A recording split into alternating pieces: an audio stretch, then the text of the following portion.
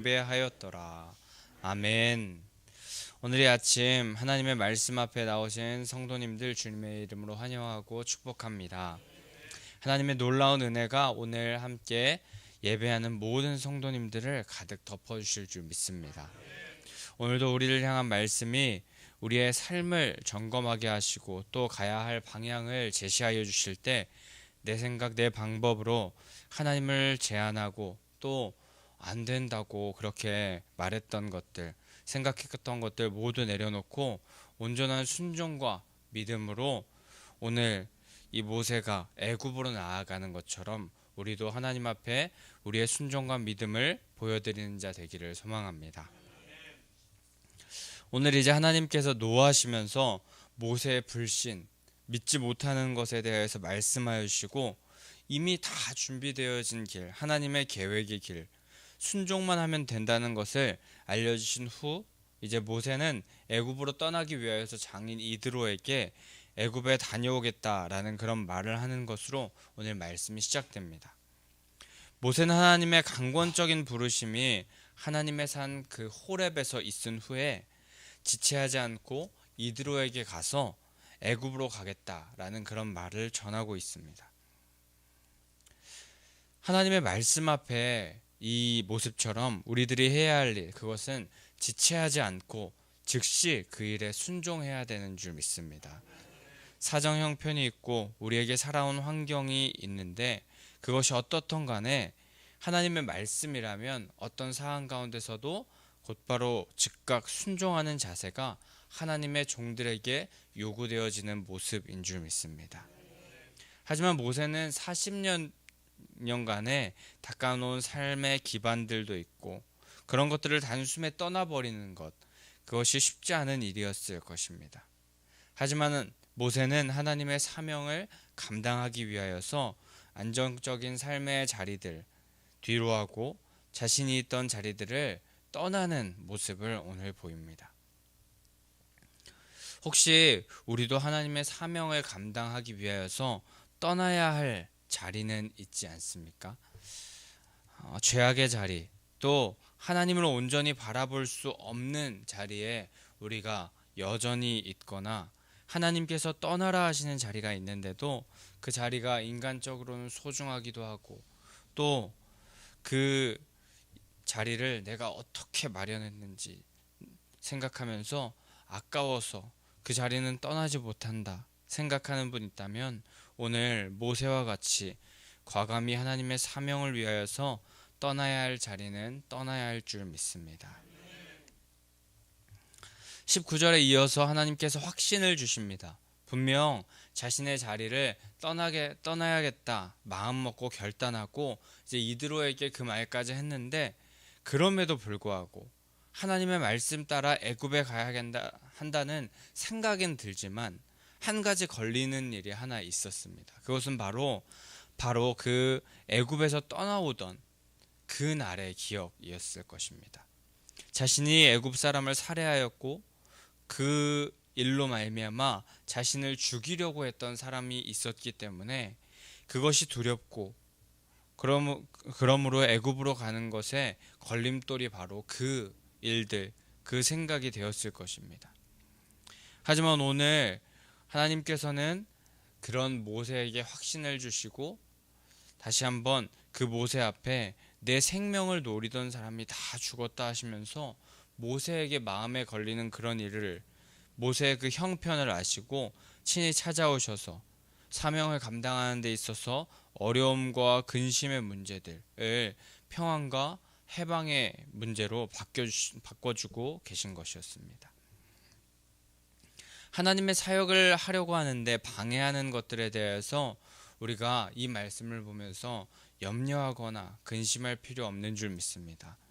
하나님께서는 우리의 가장 은밀한 부분, 또 고민과 절망의 그 부분이 어디인지 아시고 하나님의 사역을 감당하는 데 있어서 만약에 하나님의 놀라운 일을 하는데 방해되는 일이 있다면 그 사역에 막힘없게 감당하게 하실 수 있도록 모든 것을 뚫어주시고 자유케 하시는 분인 줄 믿습니다. 아니 우리는 지레 겁먹고 위축될 필요가 없고 억압당할 필요도 없고 믿고 순종하면서 하나님께서 부탁하신 사역을 우리는 힘차게 그냥 감당하며 나아가는 자 되어야 할 줄 믿습니다. 그리하여서 모세는 아들과 두 아들을 나귀에 태우고 애굽으로 떠나는 길을 이제 시작하게 됩니다. 그리고 모세는 그 떠나는 길에 손에 하나님의 지팡이라는 그 지팡이를 손에 잡고 있었다고 합니다.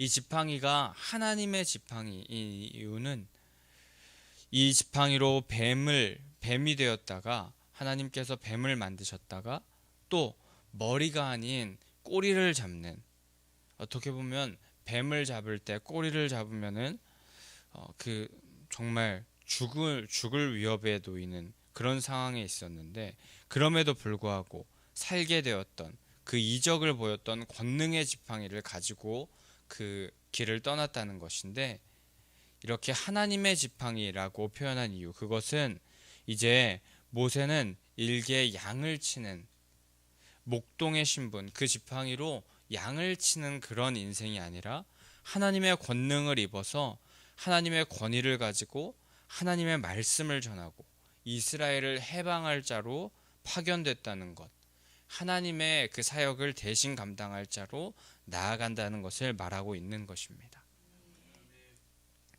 그런데 이 하나님의 지팡이라고 하지만 당시 그 지팡이가 하나님의 지팡이라고 해서 뭔가 하나님의 놀라운 그 이적을 함께하고 있다라고 뭐 이렇게 써 있거나 또 황금으로 이렇게 뭐 칠이 돼 있거나 그러지는 않았을 것입니다. 당시 지팡이라는 것은 고대 근동 여행을 하는 사람 혹은 양을 치는 사람이라면 누구든지 가지고 있을 법한 아주 일상적인 용품이었습니다. 하지만 모세는 그 아주 일상적인 지팡이로 하나님의 일하심을 나타내고 또 기억하며 나아가고 있었고, 하나님의 권능이 함께함을 그 일상적인 지팡이로 경험하게 됩니다. 원하기는 우리들도 일상생활에서 사용하는 아주 지극히 작은 일상적인 그런 물품에서도 우리가 하나님을 경험하고 하나님을 바라볼 수 있어야 할 줄 믿습니다. 우리의 일상의 것들도 하나님의 손에 붙들린다면 영원한 하나님의 나라의 도구가 될 수 있습니다. 우리 삶에 그런 일상의 모습들을 하나하나 늘려가는 성도님들 되시기를 소망합니다. 그래서 일상의 모습으로 말미암아 하나님의 영광이 되는 삶을 우리가 또한 살아갈 수 있을 줄 믿습니다. 그 이후에 이제 21절부터 하나님은 모세에게 애굽에 돌아갔을 때 일어날 일들에 대하여서 미리 말씀하여 주고 계십니다. 바로 앞에서 이적을 행하여서 이스라엘 백성들을 해방시켜야 할 텐데, 그 과정 중에 하나님께서는 그 바로의 마음이 완악하여 백성을 보내주지 아니할 것이다 라고 그렇게 말씀하십니다. 그런데 조금 놀라운 성경 본문은 바로 21절 이 하반절에 내가 그의 마음을 완악하게 한즉 이라고 말씀하시는 부분입니다. 이 부분을 얼핏하여서 보게 되면 하나님께서 마치 바로의 마음을 완악하게 만들 것이다, 완악하고 강팍한 사람으로 만들어 버리겠다라고 하시는 것처럼 보이지만, 하나님은 그 어느 누구의 마음도 강제적으로 완악하고 강팍하게 하지 않으십니다. 그저 죄를 지으려 할 때 그 마음에 대해서 하나님을 믿고 의지하는 사람은 그 죄에 대해서 거부하며 또 죄를 대적할 힘을 주시지만, 그렇지 않는 자, 죄가 주는 악한 마음을 받아들이고 하나님을 온전히 믿고 신뢰하지 않는 사람은 그 마음을 그저 그대로 둔다고 하시는 것인데, 바로가 딱 이 상황이고 그렇게 하나님께서 이렇게 말씀하시는 것입니다.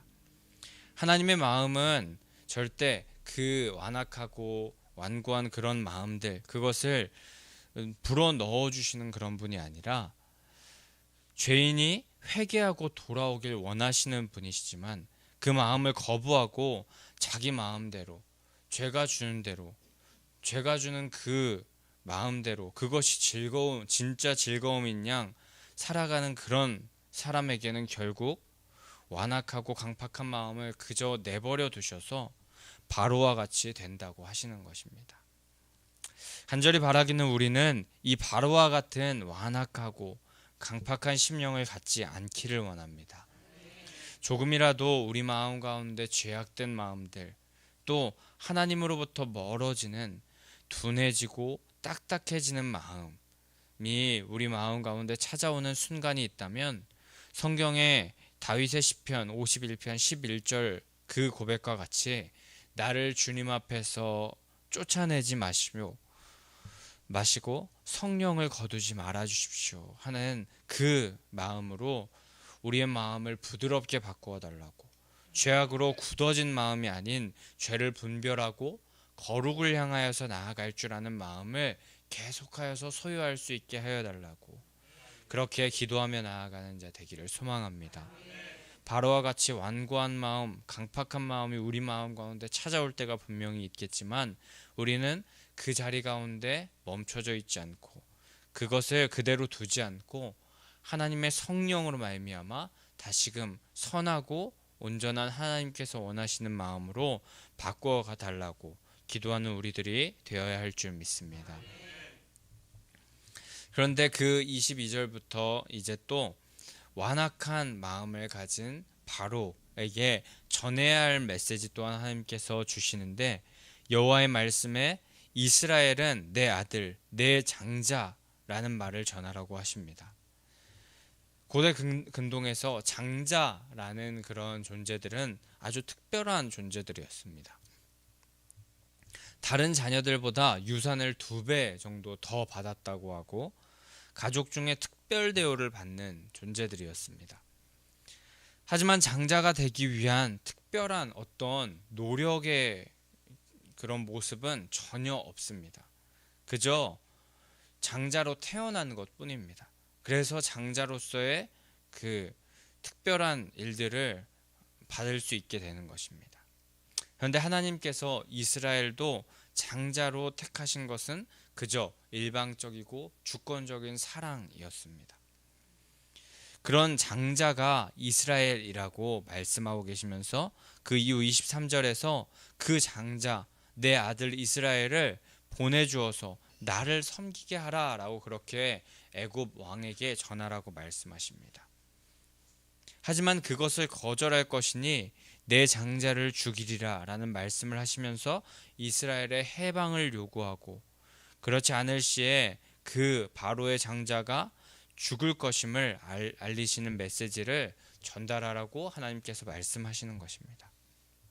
하나님께서는 이렇게 모세가 바로에게 어떤 말을 전해야 되고 어떤 행동을 하여야 하는지도 완벽한 계획을 가지시고 모세를 부르시고 계셨고, 모세를 순종만 하면 되는 모든 판을 깔아놓은 자리에 부르고 계셨습니다.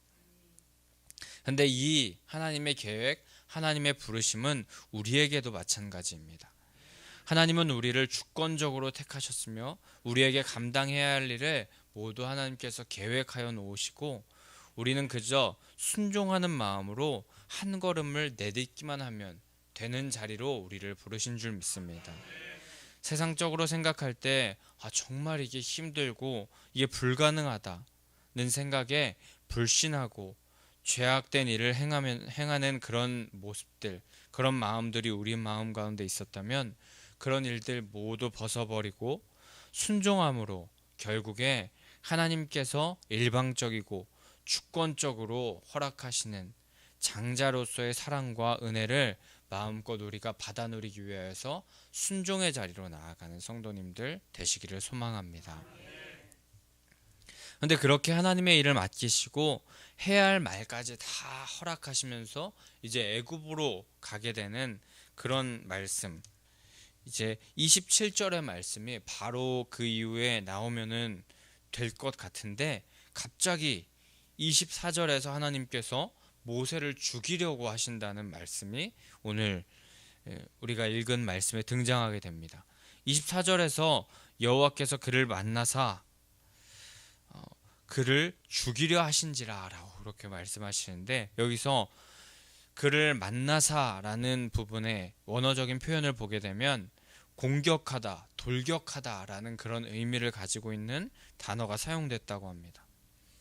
하나님께서 갑자기 하나님의 메시지를 전하라고 말씀하시다가 모세에게 돌격하시는, 모세를 공격하시는 그런 모습에 조금 당황스러운 생각이 듭니다. 하지만 하나님이 이렇게 모세에게 돌격하셔서 모세를 죽이려고 하셨던 이유, 그것은 바로 모세에게 죄가 있었기 때문입니다. 바로 둘째 아들에게 할례를 행하지 않은 것이었습니다. 하나님은 언약의 그 준수와 또 성결, 거룩을 생명보다도 더 귀중히 여기시는 분이었기 때문에 그 하나님께서는 그 둘째가 할례를 행하지 않은 그런 모습을 보고 그 거룩과 성결을 지키지 않는 그런 모세를 하나님의 일로 부르셨지만 죽이려고 하고 계셨던 것입니다. 그래서 십보라는 바로 돌칼로 아들의 표피를 베어서 할례를 행하였다고 오늘 말씀에 기록되고 있습니다.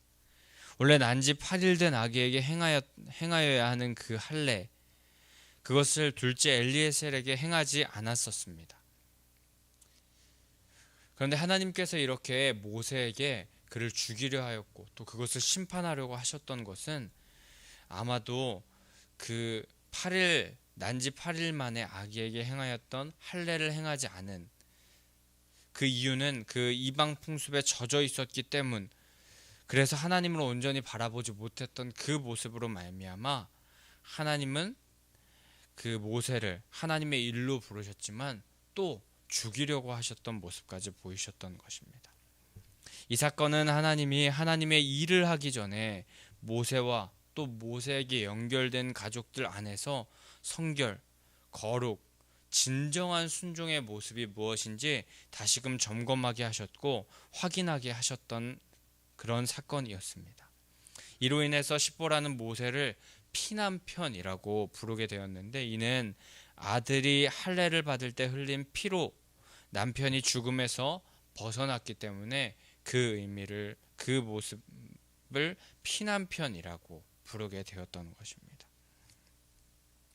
하나님은 놀라운 계획을 가지고 다 이미 이루어 놓으신 그런 모습, 이제 순종만 하면 되는 그런 계획을 가지고 우리를 사용하시고 우리를 써주시려고 하는데, 우리는 그런 하나님 앞에 지식, 명예, 돈, 능력, 이런 외적인 그런 세상적인 것, 그것은 준비되어 있으려고 많은 노력을 하지만 반드시 준비되어야 하는 하나님의 자녀다움, 거룩과 성결에 대해서는 조금 우리가 터부시하고 또 뒤로 잠시 내려놓고 나아가는 모습이 있지는 않았는지, 그래서 모세와 같이 죽을 위기에 놓인 상황에 우리가 놓이지는 않았는지 우리가 생각해 봅니다.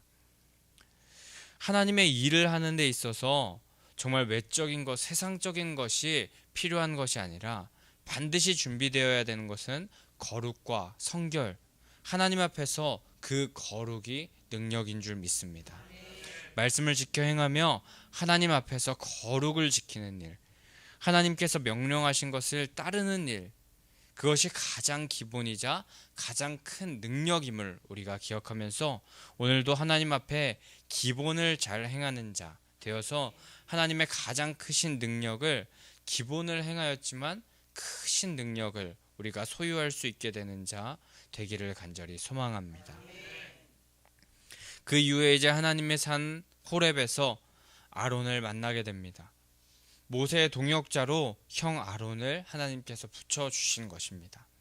모세가 4장 13절에서 주님, 보낼 만한 사람을 좀 보내십시오.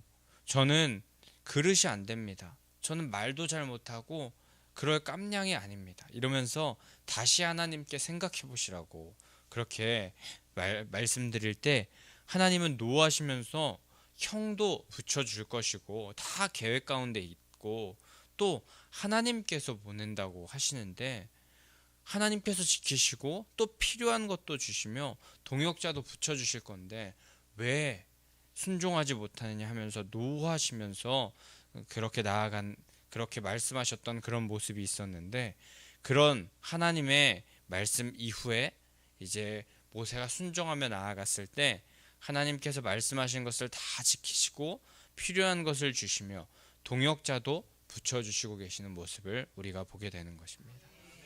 그리고 29절부터는 이제 이 장소가 애굽으로 바뀌게 됩니다. 애굽에 들어가서 하나님의 일을 시작하는 그런 단계에 이릅니다.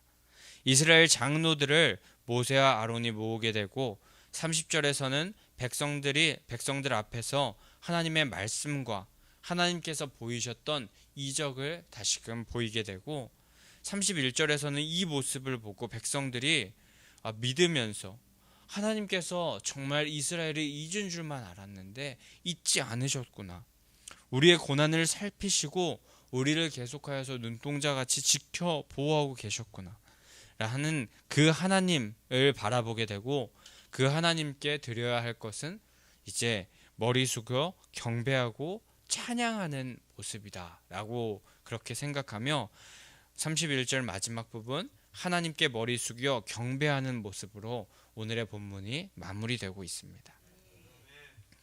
하나님은 모세를 준비하시는 중에 노하시고 또 장인과 40년 동안 잘 닦아놓은 그런 일상, 그 잘 닦아놓은 현실의 모습을 떠나서 중간에 하나님의 종으로서 거룩과 성결에 대한 삶에 대해서 점검받기도 하면서 죽을 위기도 넘기고, 결국 하나님은 모세를 애굽으로 인도하셔서 그곳에서 이스라엘 백성에게 하나님의 마음을 전하게 되는 그런 사역을 감당하게 하십니다. 그런데 이 모든 것을 계획하시고 모세를 인도하셔서 이스라엘을 구원케 하시는 분, 그분은 다름 아닌 바로 하나님이셨습니다. 이런 표현이 맞는지 모르겠지만 하나님께서는 이스라엘을 구원하시려고 너무나도 강력한 집념으로 그 지금 모세가 이르는 상황까지 인도하시고 이르게 된 것을 우리가 볼 수 있게 되는 것입니다. 백성들은 모세에게 이르신 모든 말씀, 하나님의 그 거룩하고 숭고한 그 끝까지 그를 구원해내고자 하는 집념의 계획을 듣고 굉장히 감격했을 것입니다. 그래서 그들은 머리 숙여 경배하면서 그 감격을 마지막 절에 표현하고 있던 것입니다. 그런데 이 말씀, 이것은 우리에게도 동일하게 적용된다는 사실임을 우리가 기억했으면 좋겠습니다.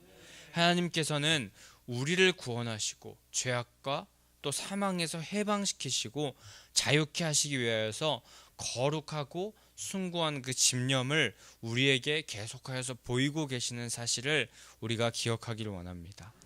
예수 그리스도를 이 땅에 보내시고 십자가 부활의 능력으로 우리를 구원하신 그 사실이 이스라엘을 향한 구원의 계획, 하나님의 그 거룩하고 숭고한 집념과도 같은 것입니다.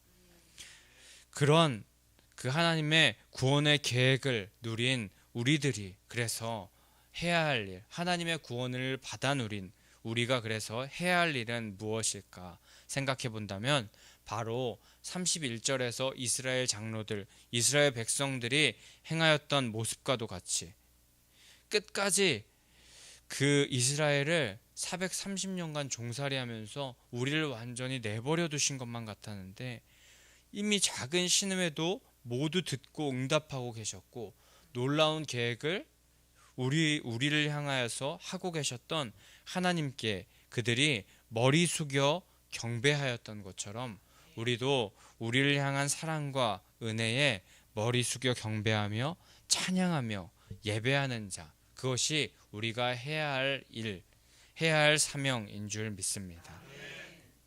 오늘 그래서 우리 이 아침에 우리를 구원케 하신 예수 그리스도의 십자가와 부활의 감격으로 감사와 찬양, 경배, 기도를 올려드리는 자 되어야 할 줄 믿습니다. 그리고 그 구원의 감격에 힘입어 주님께서 우리를 통해서 이루고자 하시는 일이 있다면, 모세와 같이 모세에게 계획하신 일을 그 감당하였던, 순종하였던 그런 모습과 같이 우리도 그 일 감당하겠다고 순종하겠다고 나아가길 원하고, 그렇게 나아갈 때 혹시 오늘 그 모세와 같이 거룩과 성결의 모습이 우리 가운데 다시금 점검돼야 될 부분이 있다면 점검하고, 세상에 속하였던 우리의 발 또한 있다면 거기서 떠나서 거룩한 곳으로 나아가기를 결심하는 성도님들 되시기를 소망합니다. 오늘도 놀라운 하나님의 사랑의 계획이 우리를 계속하여서 향하고 있으며 우리를 계속하여서 따르고 있으며, 그렇기 때문에 우리는 그에 따라서 우리가 해야 할 일, 온전한 순종, 그리고 감사와 찬양, 믿음의 고백, 거룩한 모습, 사명 감당하는 삶이 우리가 해야 할 일인 줄 믿습니다. 오늘 이 새벽에 함께 기도하고 결단하여서 하나님의 그 놀라우신 계획에 우리도 함께 편승하여서 함께 나아가는 자, 주님과 함께 거하는 자 되기를 원한다고 우리 주님께 간절히 기도하면서 결단하면서 나아가는 이 새벽의 시간이 되기를 간절히 소망하고 축복합니다. 우리 그럼 이 시간에 함께 384장 찬송하신 후에 기도하며 나아가도록 하겠습니다.